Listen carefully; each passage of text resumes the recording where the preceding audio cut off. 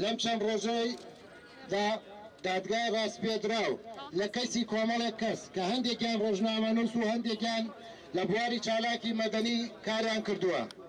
دادگا بە 6 ساڵ زیندانی حکمیاندان.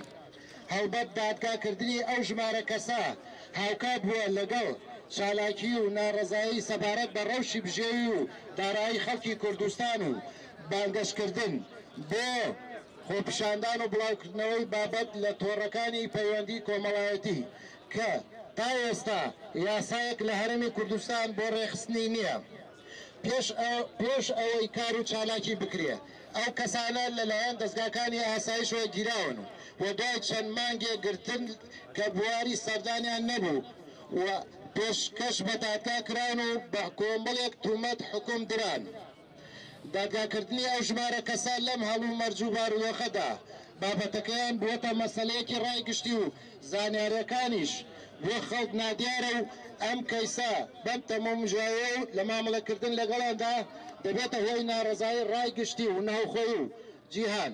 بۆیە داوا لە بەڕێستان دەکەین بە شێوەی فەرمی و لە چوارچێوەی ڕێڕەسمی یاسایی دادگایی یاسایی ئەو بڕیارەی دادگا پەلەی لێکراوە و ناگرێت و کارێک ناکرێت کە بە هیچ شێوەیە گومان لەسەر سەربەخۆیی دادگای کوردستان بکرێت.